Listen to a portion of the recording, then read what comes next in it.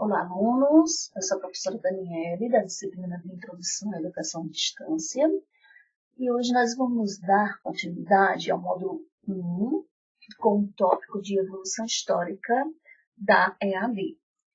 Então, na aula passada, nós vimos o conceito da educação à distância, suas características fundamentais, e que a modalidade EAD chega aos mais variados segmentos da população. Então, nós hoje iremos ver a evolução histórica da EAD. Vamos abordar alguns acontecimentos e instituições que se tornaram marcos históricos para a consolidação da atual EAD no Brasil.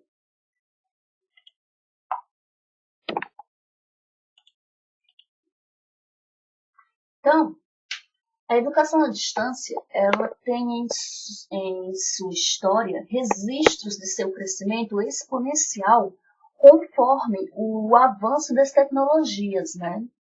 E destas tecnologias se tornarem disponíveis para a população.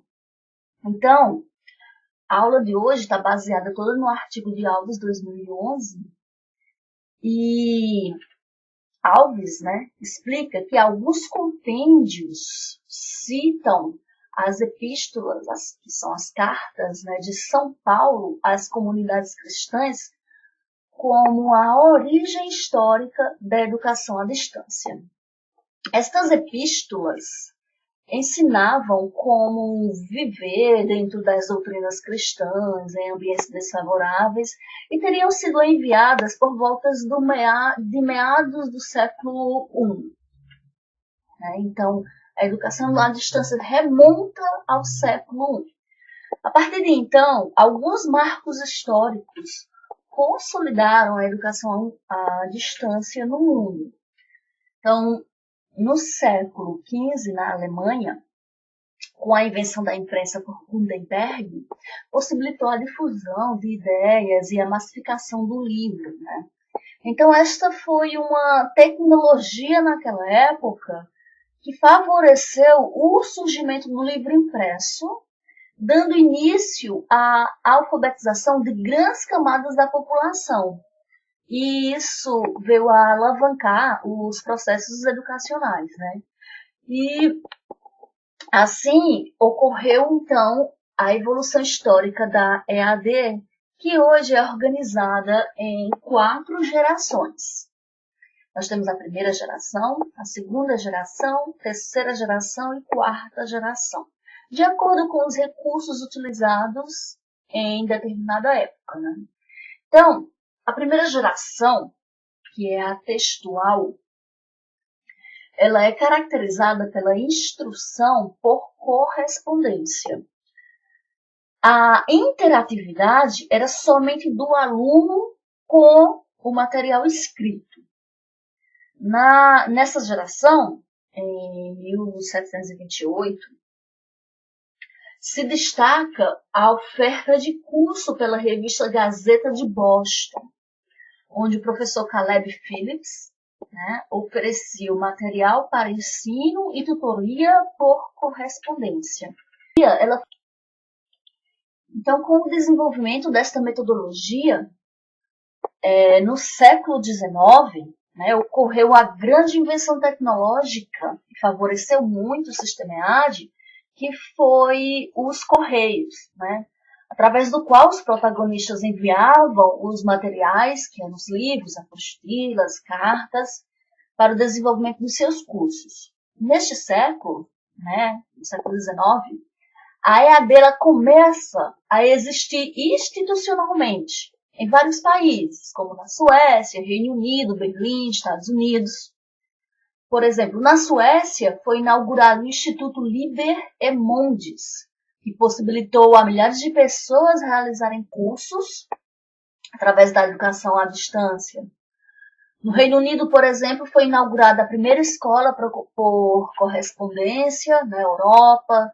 Em Berlim, a Sociedade de Língua Moderna patrocina os professores para ensinarem francês por correspondência. Enfim, nós temos vários exemplos do desenvolvimento da EAD a partir desse século. Quando no século XX já se inicia a segunda geração, né, que é a chamada analógica. Essa segunda geração ela foi caracterizada pelo uso de rádio e televisão. A interatividade era pouca, ocorria esporadicamente, por meio de telefone, quando era possível. Já em 1935, no Japão, se iniciou o uso dos programas escolares por meio do rádio, né? Então, o objetivo era a complementação e o enriquecimento dos programas curriculares da escola oficial. Em 1947, na França, iniciou a transmissão das aulas de quase todas as matérias literárias na Faculdade de Letras e Ciências Humanas de Paris, que foi por meio da rádio Sarbonnet. Já em 1951, nós temos na África, antes, porém, nós temos aqui o marco da Noruega, né, em 1948, foi criada a primeira legislação para escolas por correspondência. Agora sim, já em 1951, na África, nasceu a primeira universidade de Sudáfrica, que atualmente é a única universidade à distância da África. Ela se dedica exclusivamente a desenvolver cursos nesta modalidade. A terceira geração, a geração conhecida como a digital, ela ocorria, a integração, né, nessa geração, ela ocorria por meio de áudio, vídeo e também correspondência. Então, se somava aí vários meios de integração, né? Áudio, vídeo e correspondência. O computador ainda é escasso. Então, as instituições de ensino, elas passam a utilizar, além da correspondência, o envio de vídeos e também fitas cassete com conteúdos. A tutoria ao aluno, aqui nesse caso, se dava por meio de correspondência e também transmissão à rádio. Então, a gente observa que era um acompanhamento unidirecional, né? Em 1956, a Chicago TV College, nos Estados Unidos, iniciou a transmissão de programas educativos pela televisão, que isso acabou influenciando outras universidades do país, surgindo as universidades abertas, que são aquelas que oferecem cursos de nível superior e também de pós-graduação por meio do uso da modalidade de educação à distância.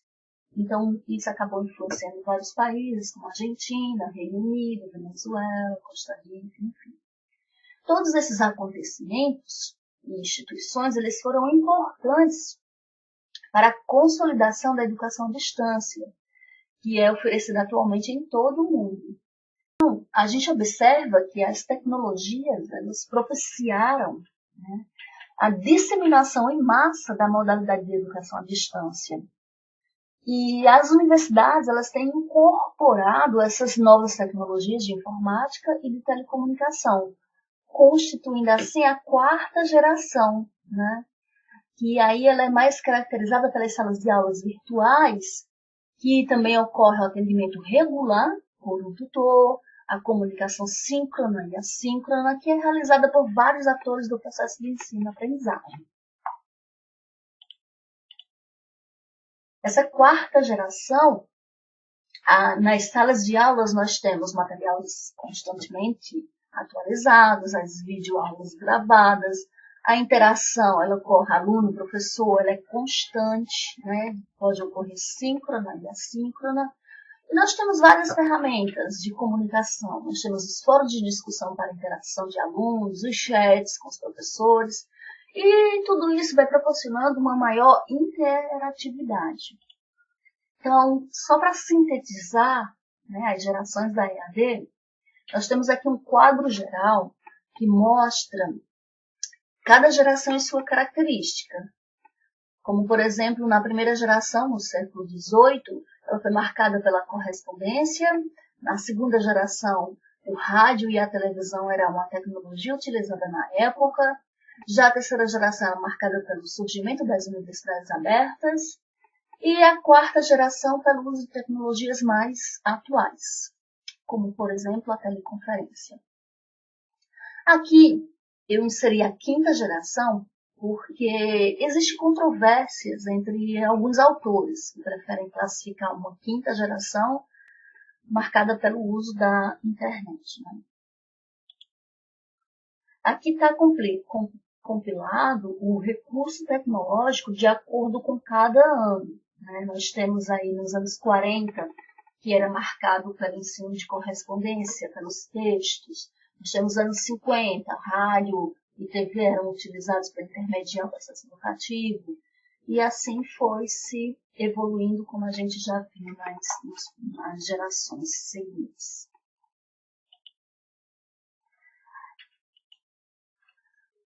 A educação à distância no Brasil tem os seus primeiros dados conhecidos, né, da inserção da EAD no Brasil, são do século XX. Então, em 1904, o Jornal do Brasil registra na primeira edição da seção de classificados um anúncio que oferece a profissionalização por correspondência para o curso de datilografia. Né? E a partir de então, algumas entidades foram pioneiras na construção da história da EAD no Brasil. Na década de 40, o Instituto Monitor e o Instituto Universal Brasileiro ofereciam cursos por correspondência. Né? O Instituto Universal Brasileiro foi a segunda escola à distância a ser fundada no Brasil. Aí, em seguida, surgiu a Universidade do Ar, que funcionava pelo rádio, que era promovida pelo SENAC. Logo após, alguns movimentos vieram, como, por exemplo, o Movimento de Educação de Base, o MEB, né, vinculado à Conferência Nacional dos Bispos do Brasil, a CNN. Já em 1970, 1980, fundações privadas e organizações não governamentais, eles iniciaram a oferta de cursos supletivos à distância. E esta fase constitui a segunda geração de educação à distância no Brasil. Né? Em 1990, a maior parte das instituições de ensino superior brasileiras mobilizou-se para a educação à distância com o uso de novas tecnologias de informação e comunicação. Mas a modalidade EAD ela só foi oficializada no Brasil em 1994, com a expansão da internet nas instituições de ensino superior e também com a publicação da Lei de Diretrizes e Bases, né, a LDB, que foi a Lei 9.394/96. E aí surgiram os primeiros cursos apoiados pela internet e por videoconferência. Assim, em 2005, foi criada a Universidade do Brasil, que foi uma parceria entre o MEC, estados e município, aí integrando cursos, pesquisas e programas de educação superior à distância. Então, é possível identificar uma profusão de projetos de EAD, né, a partir de então, que eram baseados em tecnologias da internet, que têm marcado o cenário da educação brasileira desde os anos 90, né? Principalmente os projetos de formação de professores. E aí a gente avança, né, no sentido do futuro da EAD no Brasil. E aí o ensino superior à distância no Brasil, ele vem ganhando força nos últimos anos. A gente pode observar isso, vem crescendo. Então, levantamento da Associação Brasileira de Mantenedoras do Ensino Superior mostra que o número de novas matrículas na modalidade já ultrapassou aquelas da modalidade do presencial, né? E isso vem de encontro ao que diz o diretor-presidente da ABMS, o Celso Nisquier, né? Que diz, abre aspas, vamos caminhar para o fim da dicotomia entre o presencial e a EAD. E vamos falar em educação mediada por tecnologia das formas mais variadas. Um presencial com disciplinas online, um 100% online e algumas aulas remotas. A cultura da educação superior se preparou para o modelo híbrido, que na nossa avaliação é o que melhor atende à distribuição socioeconômica e geográfica do Brasil. Então, bem, a gente observa que essa fala do Celso, né, ela está muito de acordo com o impacto da pandemia que a gente vive hoje. Né? Realmente, é provável que o cenário seja mesmo a hibridização, né? Porque a partir da experiência do aluno, com parte no campus físico e a outra parte pelas mais diversas tecnologias que favorecem esse processo educacional. E aí nós temos o MEC, que é o órgão responsável por credenciar, autorizar, reconhecer e avaliar todas as instituições de ensino superior do país, né? Sendo essas universidades públicas e privadas, presenciais e à distância.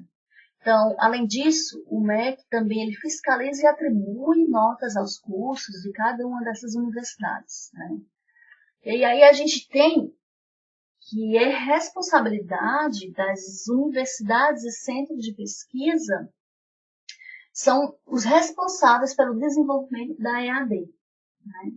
O MEC fiscaliza, mas os responsáveis pelo desenvolvimento da EAD são quem propõe o ensino. No caso, as universidades elas têm essa autonomia de desenvolver a modalidade EAD. Nós temos aqui a referência utilizada, Alves, 2011. Obrigada.